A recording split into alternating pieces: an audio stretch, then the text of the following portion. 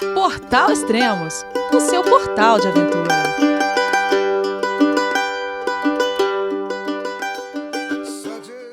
Bom dia, boa tarde, boa noite, bem-vindo a Extremos, o seu podcast de aventura. Eu sou Elias Luiz e esse é o quarto podcast da temporada 2025 do Everest. Hoje eu tenho os áudios do Pedro Hauck, Léo Rodrigues, Alex Murta, além das perguntas dos internautas que vieram lá da caixinha de perguntas do Instagram. Bom, deixa eu dar um panorama geral do que está acontecendo no Everest. As cordas fixas até o momento não chegaram no acampamento 4. Hoje eu estou gravando aqui dia 2 de maio, mas acredito que até o final da semana que vem deve acontecer isso, o acampamento 4, e deve chegar até o cume na instalação das cordas. Aí a partir disso vai estar liberado para todo mundo fazer sua tentativa de cume.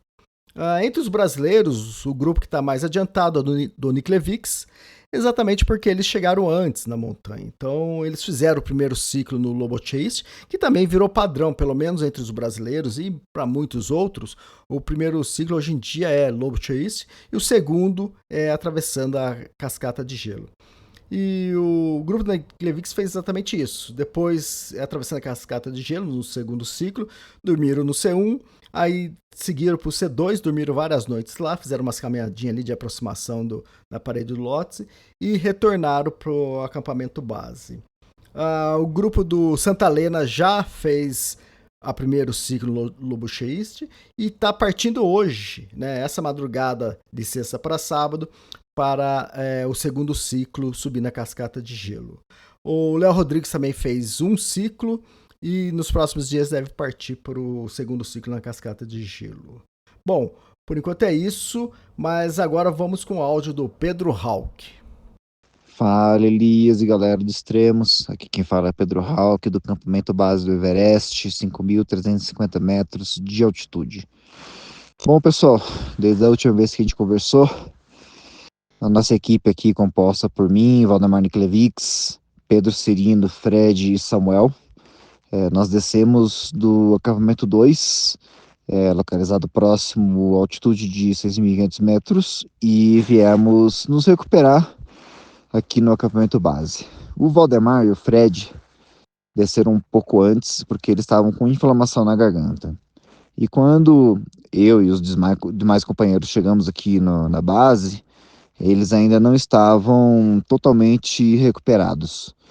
A gente teve a visita do Eloy, da Helisul, uma das empresas que está patrocinando a expedição aqui no acampamento base, e logo depois disso, a gente também conversou com o famoso montanhista basco Alex Tixton. O Valdemar acabou considerando a sugestão do Tixton de descer um pouco mais para poder recuperar a garganta, já que aqui na base, devido à altitude muito elevada, essa recuperação estava muito lenta. Então ele e o Fred acabaram descendo até Nancho Bazar, onde eles estão até agora. Eu, Pedro e Samuel, nós estamos aqui na base, levando aquela vidinha de Base Camp Life, né? Que é a maneira que a gente chama aqueles dias que você fica se recuperando, descansando, se aclimatando no acampamento base, e às vezes isso é um tanto quanto monótono. Eu já passei por isso várias vezes, né? Mas pelo menos aqui no Everest a gente tem uma estrutura melhor. Isso acaba sendo um pouco menos aburrido, como diriam nossos amigos argentinos, já que a gente tem internet para poder estar aqui relatando, fazendo videozinho, recebendo notícia, assistindo YouTube e etc. O que funciona bem até ter energia, né? Porque, pô, a gente tá no acampamento base do Everest, então, às vezes, né, a energia falha por aqui. E a internet, né? A internet é via satélite, então temos vários confortos, né? Mas estamos ainda assim na base da montanha mais alta do mundo. A gente não tem muita novidade para contar. Eu estive no acampamento da Grade 6, conversei com o Carlão, encontrei com a Areta, encontrei com o pessoal que estava com ele, o do Cotrim, né? Vários clientes, foi bem bacana. Ainda não encontrei com o Léo Rodrigues. Vou ver se eu dou um pulo lá na Seven Summits para trocar uma ideia com ele, porque essa é a nossa diversão, né? A gente andar para lá para cá no acampamento base, conversando com as pessoas, né? Conversei com alguns colegas argentinos também. O Gabriel Tarso passou por aqui, né? Foi bacana encontrar com ele. Então, mais ou menos que a gente fica aqui na base da Montanha Mais Alta do Mundo fazendo uma social. O tempo na montanha não tá dos melhores esses últimos dias. Desde quando a gente desceu, teve um aumento do vento, né? O vento estava muito forte. A gente teve uma noite que ventou bastante e esse vento empurrou neve em pó para dentro das barracas. Isso lá para cima está atrapalhando a equipe que está fixando as cordas, né? Numa montanha de altitude tão extrema como o Everest, um vento de 50 por hora, ele provoca congelamento nos dedos, né? Por isso que a gente não subiu para o 3 quando a gente estava lá para cima, né? Nos Andes a gente até encara, né? Uma montanha de 6 mil metros é diferente de 8 mil, tá? Mas aqui a gente é mais conservador com relação a isso. A previsão que a galera da 8K, né, que é a agência com quem a gente está aqui, que eu tenho parceria com eles já faz bastante tempo, é que eles cheguem ao cume por volta do dia 5 até o dia 8. Nos próximos dias a gente vai ter um pouco de precipitação, isso também atrapalha bastante as coisas. Então, essa é a perspectiva que a gente tem por aqui, tá? Esse comecinho de maio meio lento, né? As coisas meio embaçadas, nada demais acontecendo. Enquanto isso, a gente fica aqui tendo essa vida de base camp life, né? Então é isso, pessoal. Eu vou ficando por aqui e eu vou passando mais novidades assim que as coisas vão acontecendo por aqui na Montanha Mais Alta do Mundo. Um grande abraço e até a próxima. Valeu, obrigado, Pedro, pelas informações. E o Pedro Hawk, ele comentou que o Tarso passou por lá. O Tarso estava guiando um grupo de trek, né? E o Tarso tem 3 cumes no Everest. E quando o Tarso tá, o Gabriel Tarso tá nas expedições, a gente sabe que é garantia de boas fotos na cobertura, né? Mas, e tá fazendo falta. A gente tá se contentando aqui com as fotos na vertical de celular, mas tudo bem, tá valendo também. Ô pessoal, é brincadeira, continua mandando foto pra gente aqui. Muito bom. Bom, eu tenho, além dos próximos áudios, tem algumas perguntas dos internautas. Eu vou aproveitar aqui e fazer uma pergunta da Carolina Lang. Ela perguntou se existe cooperação ou concorrência entre a 8K, que eu acho que ela deve estar querendo dizer a Soul, né? Que é a empresa do Pedro Hawk, com a Grade 6 do Carlos Santalena, né? Que são 2 agências brasileiras que elas são concorrentes, né? Mas, bom, você acabou de ouvir aí que o Pedro desceu lá para visitar eles e ela pergunta se tem cooperação ou concorrência. Tem o social, tem a visita, se respeitam tudo, mas cooperação é que cada um tá na sua expedição, tá no seu momento na montanha, cada um tá num ciclo diferente, então só se for lá pedir um copinho de um pacote de café, mas acho que isso não precisa. Uma xícara de açúcar. Mas não, normalmente quando os brasileiros estão no acampamento base, eles se visitam, né? Mas como são chefes de equipes, né? Então, eles têm muito que cuidar de suas equipes, então fica mais, cada um fica na sua. Mas é normal de eles se visitarem. E hoje, né, não tá no áudio que o Léo vai passar, mas hoje o Léo fez uma visita, subiu para visitar o Pedro Hawk. Então, o Léo já tinha encontrado com a equipe do Santalena antes, então é isso que acontece. Bom, vamos ao áudio então do Léo Rodrigues. Fala Elias, beleza? Fala aí galera que está acompanhando a cobertura pelo canal Extremos.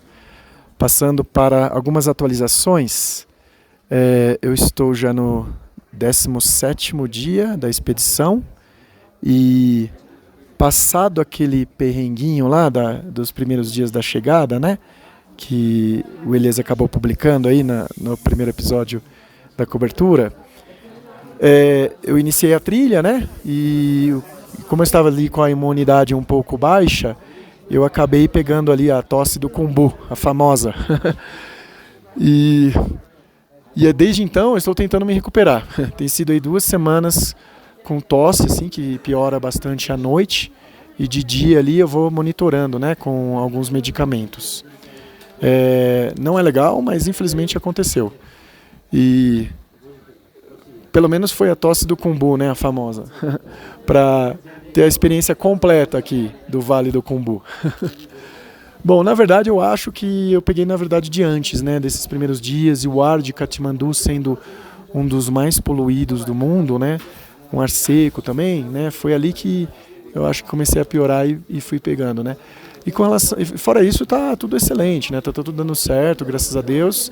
Tem sido somente esse incômodo na minha condição física, né, que eu confesso que também tem afetado um pouco o mental, né. Eu estive tendo várias noites de insônia e com isso assim, sozinho na barraca, com frio, tentando me aquecer, e aí aquela sensação de claustrofobia, e então assim, vários momentos baixos também, que acredito eu faça parte da jornada, né, de uma empreitada desse tamanho, né. Mas apesar de, tirando isso, tá tudo muito excelente, né, várias experiências muito legais, né, as pessoas que a gente encontra no caminho, as novas amizades, as vistas nem se fala, né, as experiências como o Puja, né, acabamos conhecendo bastante da cultura local, que é a cultura aqui realmente muito bonita, né, como todo mundo aí já vem falando e reportando. Então tem todos esses altos e baixos aí, tem sido para mim uma experiência muito intensa. Na parte do baixo, eu acredito que eu já esteja, de certa forma, assim, com uma vulnerabilidade que eu não estava prevendo, né? A minha autoconfiança, ela diminuiu um pouco nessas 2 primeiras semanas. Eu estou aqui trabalhando mentalmente para me recuperar, me fortalecer com isso, porque é um dia de cada vez, né? E eu estou fazendo o possível para melhorar. E estou encerrando agora esse primeiro ciclo de aclimatação. Deu tudo certo.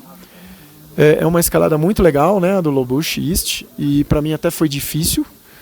Então, tomara que isso esteja contribuindo para a minha adaptação aqui nesse ambiente, né? E quem sabe até mesmo melhor. Eu fiquei vários dias sem voz, como dá para perceber, né? Minha voz ainda está ruim, mas já estou melhorando. E é isso. Lembrando de algo mais, eu mando mais um áudio. Se não, é isso aí. Estou bastante animado para ter uns dias de descanso no acampamento base e iniciar esse que seria o segundo ciclo de aclimatação, passando pela cascata de gelo, né? Então, estou super animado com isso. O grupo com quem eu estou participando dessas etapas, né, do processo, é um grupo muito bom. Estou aprendendo muito com eles, né, todos os dias. E é isso, um excelente oportunidade de aprendizado, né, uma oportunidade gigante, assim, de ter experiência de estar vivendo isso, né? Tudo aquilo que a gente sempre viu em filmes, livros, é como estar dentro deles agora. Então, nesse sentido aí, está sendo realmente uma das maiores experiências da minha vida. Agradeço aí as mensagens, né, positivas e todo o apoio, né, que eu tenho recebido de familiares, amigos e até mesmo pessoas que a gente começa a se conhecer agora, e a gente vai se falando. Falou? Um abraço aí, tudo de bom para todos. Fala, Elias. Lembrei aqui de mais um ponto. Em algum momento a gente precisa falar dos Sherpas, né? Acrescentar um pouco mais aí de informação que é muito presente aí nesta vivência, né? De quem vem aqui conhecer os Himalaias. E, cara, tem sido a minha primeira experiência, né, nessa região, e tudo aquilo que eu andei lendo e vendo e sabendo, né, eu acho que realmente a gente não pode deixar de falar sempre assim, de preferência, primeiramente, com relação aos Sherpas e ao que eles são, né, como pessoas e ao que eles fazem para que estas experiências de todos nós, né, estrangeiros, possa acontecer. Então, eu conheci o Sherpa, que será o meu guia aí pelas próximas semanas, ali no acampamento base, e a gente agora está encerrando esse que foi o primeiro ciclo de aclimatação juntos, né? Quando então pudemos nos conhecer melhor. E é impressionante, viu, Elias? Não somente eu estou assim minimamente um pouco fraco, mas eles são muito fortes mesmo, né? Muito fortes, é impressionante. Eu estava ali subindo assim a montanha com meus bastões, né? Com a minha mochila devidamente assim presa na cintura para distribuir a maior parte do peso nos quadris e ele indo na frente assim, né? Algumas vezes com muito mais velocidade que eu, e ele esperava ali na frente por um momento, ou ele atrás de mim, me acompanhando e tal, com a mochila muito mais pesada que a minha, né? Minha mochila está assim, somente com meus itens pessoais e é uma mochila média assim de peso, e a dele assim super carregada. E ele caminhando naturalmente, assim, é claro, sem os bastões e, é claro, fumando, ainda por cima fumando. Então, eu queria passar essa experiência que eu tive inicial aí com o meu Sherpa para exemplificar como eles realmente são muito fortes e muito conectados com a montanha, né? Não somente tendo vivido a vida inteira deles por aqui, como também por gerações e gerações, né? Então, podemos dizer que é algo incomparável, né? Quando a gente fala de nós, meros mortais, que moramos assim mais próximos ao nível do mar, com os seres humanos que vivem totalmente integrados na montanha, né? E, portanto, já tem naturalmente uma predisposição, né?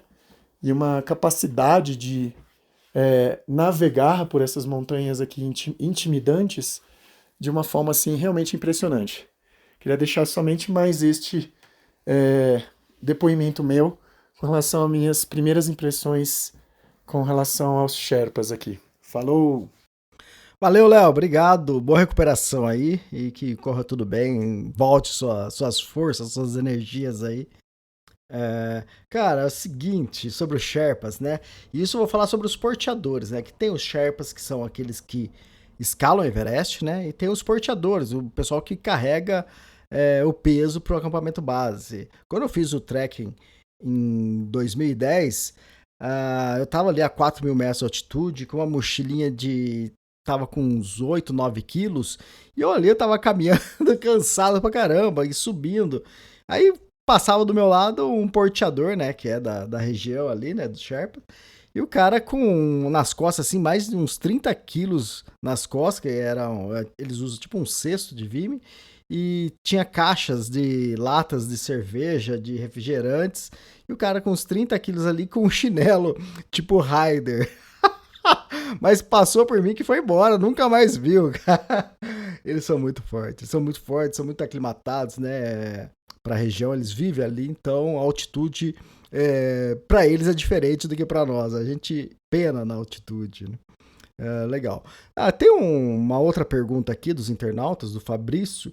Ele comentou que ele vendo lá o rastreamento de uma equipe e viu que quando escalaram o Lobuche East, não chegaram no 6.119 metros, né?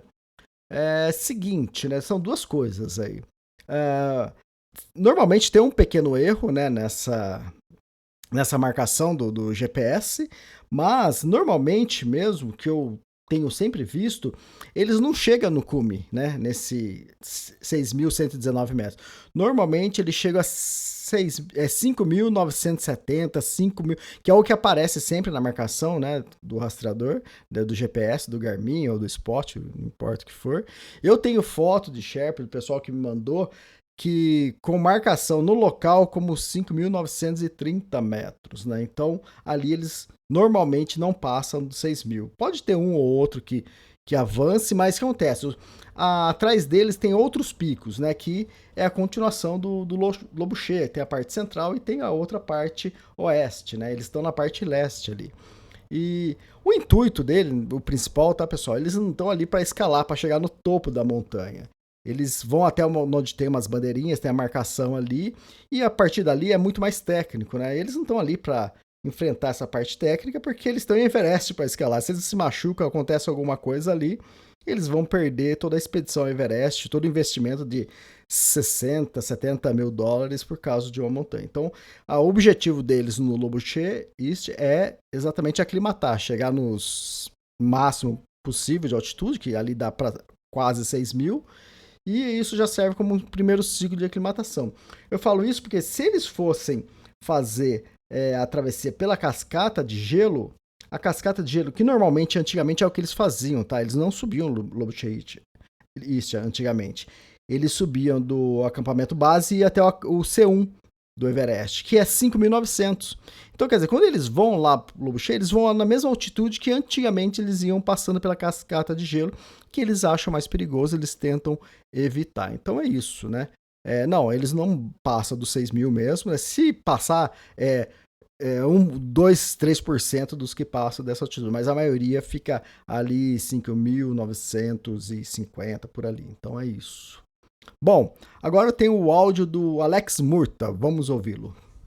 Salve Elias, salve galera que acompanha o Extremos, que é o Alex Murta falando. Falar um pouquinho sobre a temporada, como tá indo. Como eu falei antes, eu demorei muito a começar a voar, mas nessas 2 semanas que eu vejo, já voei muito, já fiz muita coisa legal. E essa semana, em especial, teve um acontecimento muito legal, que foi a visita do comandante Eloy Biezos, que é um dos donos e fundador da Helisul, que é a maior operadora de helicópteros da América Latina. E está patrocinando o nosso Valdemar Niklevich a escalar o Everest. Ele foi o primeiro brasileiro a escalar e está lá de novo, como vocês já sabem, né? E o comandante Eloy veio, e por coincidência, a Helisul é uma empresa que eu trabalhei nela no ano de 2021, e eu tive uma experiência muito legal lá, saí de lá porque apareceu outra oportunidade fora do Brasil para mim, mas deixei muitos amigos lá, fiquei com uma relação muito boa, gostei muito de trabalhar lá. E em 2023 eu tinha feito uma brincadeira com a camisa da Helisul. Eu vesti a camisa da Helisul no aeroporto de Katmandu, fiz um vídeo falando que era um contrato novo da Helisul, que estava operando no Nepal. Aí eu pousei no Basecamp com essa camiseta e mostrei o logo, né, eu dentro do helicóptero, com oxigênio, mostrei o Basecamp e mostrei o logo da Helisul e mandei para os amigos da Helisul esse vídeo de brincadeira, né? E agora, 2 anos depois, o dono da Helisul veio, que é um dos patrocinadores, não sei se o único ou se tem mais, veio porque ele veio fazer uma reunião lá, veio visitar o Basecamp, né? Prestigiar. E o pessoal da Helisul entrou em contato comigo para me falar que ele ia estar aqui. Ele me mandou mensagem também. Eu falei, claro, vai ser um prazer, uma honra. Encontrei com eles aqui em Katmandu, fizemos um voo para o Hotel Everest View, eles ficaram lá para aclimatar, ele e a esposa e uma equipe também. E no dia seguinte fomos até o Basecamp, sobrevoei também a cascata de gelo com eles, até perto do campo 1 e voltamos. Então foi uma experiência muito legal essa visita do comandante Eloy. E a reunião deles no acampamento base estava programada para durar 40 minutos, mas ela durou mais, eles ficaram lá tipo 1h30 ou mais. Porque eu deixei o comandante Eloy e a esposa lá, voltei para buscar o restante da equipe deles, porque naquela altitude eu só vou com 2 pessoas por vez, tanto para pousar quanto para decolar, por questão de limitação mesmo de potência. Então eu voltei para buscar o Pemba, da 8K Expeditions, e o Alex Chicon, que estava como guia, comandante Eloy e tradutor, o Alex, que é um espanhol que já escalou 13 vezes o Everest. E quando eu voltei, pousei lá com os dois, eu falei pro Alex, confere lá se tá tudo bem, porque já estavam lá em cima, o quê? Uns 25 minutos, entre um voo e outro, até eu voltar lá com os outros 2. Então já teria dado tempo. Às vezes a pessoa chega na altitude e passa mal, é muito rápido, né? Então eu falei com eles, confere lá se tá tudo bem. Aí ele foi lá, conferiu, não, tá ótimo, estão interagindo lá, tá todo mundo se sentindo bem. Tem oxigênio também, suplementar para eles, se precisar. Falei, ok. Aí eu desci. Como tava tudo bem, eu não fiquei lá no heliponto parado, eu ia ficar de prontidão em Lukla. Mas eu cheguei em Lukla, tinha mais voo para fazer. Eu falei, bora fazer que eles querem ficar mais tempo lá. 40 minutos vai ser pouco para eles não vão querer ir embora. Então eu fiz mais uns outros 2 voos, e aí que eu voltei lá para buscá-los. Então eu voltei tipo 1h30 depois. E eles falaram que o tempo passou muito rápido, estava muito bem, estavam se sentindo muito bem e adoraram a reunião. Além disso, novidades na operação aqui, eu tinha comentado antes que das temperaturas, estava muito alto para altitude, estava pegando 8 graus, isso aí passou. Eu andei pegando 0 grau, 1 grau, 3 graus, de manhã cedo menos 3, mesmo de tarde, eu voltei lá de tarde, estava frio, estava entre 0 e 3 graus, mas os ventos que normalmente durante o dia estão subindo o vale, essa semana estava vento vale abaixo, e isso atrapalha, principalmente decolar. Porque a gente decola e aproxima contra o vento e vento vale abaixo, você tem que decolar na subida em relação ao terreno. Então você tem que ganhar mais altitude, mas dependendo do peso que você tiver, é melhor do que decolar com vento de cauda para baixo, né? Então dificultou um pouco também, mas a temperatura melhorou e o vento dificultou. Para subir ali acima da cascata de gelo, quando está descendo o vale, o vento forte, é muito difícil entrar ali. Se a potência chega no limite, às vezes a gente não encara, eu não encaro. Às vezes eu tentei fazer alguns sobrevoos na área ali, teve vezes que eu entrei, porque não senti tanta dificuldade, mas eu não estava indo para pouso também, era só um sobrevoo. Mas teve vezes que eu cheguei perto e o vento me jogando para baixo, falei, eu não vou entrar ali, não dá, né? Mas já está tendo, já tem bastante gente, a gente passa ali na cascata de gelo, vê bastante gente atravessando ela, subindo e descendo, tá? Os ciclos de aclimatação estão acontecendo. Então já começou a ter voo também. Eu já vi outros pilotos indo para o acampamento 1 e acampamento 2. E eu ainda não peguei nenhum, mas em compensação eu fiz outros voos bem legais na região aqui. Eu voltei no Makalu, fui na outra montanha ali do outro lado do vale do Makalu, Sherpinicolo, fui buscar gente lá também, acima de 18 mil pés também. E pousei quase no cume do Island Peak, perto do Crampon Point. Fizeram heliponto no gelo lá, um pouquinho acima. E eu fui buscar o pessoal lá também, que estava exausto, era um resgate. Aí tinha 2 querendo voltar, eu falei, só levo 1. Ali, por sorte, apesar de ser gelo, estava relativamente plano, deu para pousar e realmente fixar no chão. A cauda ficou para fora do barranco, então nesse caso não tem problema aproximar pelo lado direito, porque ninguém vai bater na cauda. Abriram a minha porta e ali me dá mais controle da situação, porque como eu estava realmente pousado, pude soltar os controles, gesticular, conversar, e eu falei, só vai entrar 1.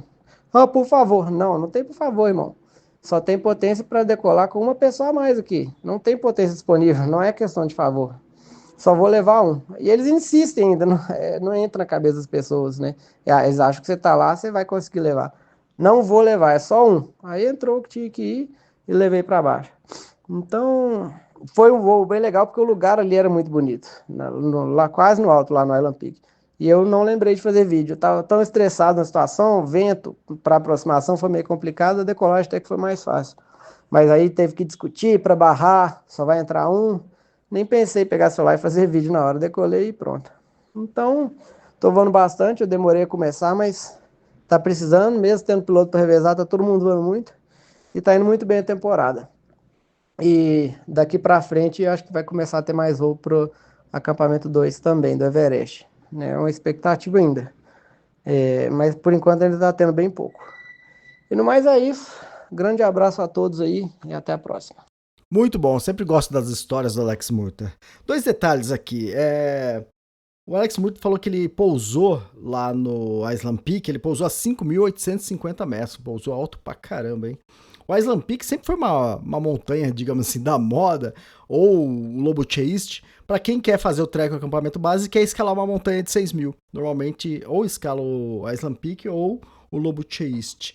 O Island Peak tem 6.165 metros, muito parecido a altitude com o do Lobo Chase, que é 6.119 metros.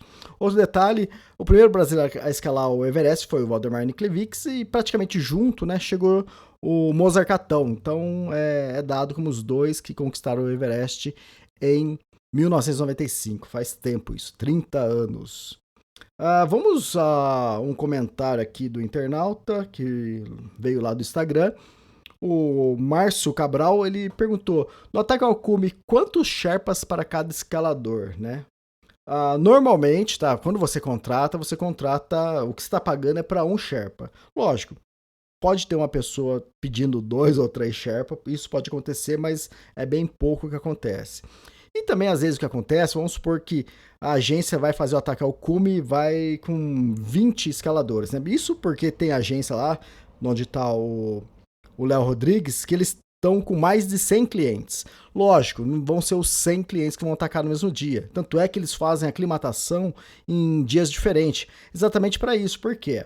Senão eles iriam ter que ter muitas barracas no acampamento 1, no acampamento 2. Então eles intercalam, enquanto um está subindo, um já passou pelo acampamento 1 e está indo para o 2, outro grupo vai para o 1. Então usa a mesma barraca da equipe. Não precisa ter tanta barraca assim, então dá para reduzir. É só intercalando em vários grupos. Quando você está com um grupo de, sei lá, de 15 escaladores ou 20, você, além do Sherpa, que é o guia pessoal de cada um, sempre vai ter 1 ou 2 Sherpas a mais para dar, caso de algum problema, para ajudar ali a conduzir todo o grupo. Mas o normal é 1 por pessoa, mas eu já ouvi de pessoas contratando 2, 3 Sherpas, né? Porque vai levar mais cilindros de oxigênio e para caso tiver emergência para ajudar, então, mas o normal é 1 por pessoa. A Fabiola Infinita pergunta, como é a alimentação? Nessas agências, ainda mais atualmente dirigidas por brasileiros, então você vai encontrar muita comida ocidental, comida brasileira. Então você vai encontrar arroz, macarronada, carne, frango, sempre tem lá à vontade. Então você não vai passar perto com comida. Eles fazem torta. Tem o dia da pizza, que eles adoram, né? Então eles não passam perrengue, não. Lá no acampamento 2 também eles montam cozinha, no acampamento 1 não.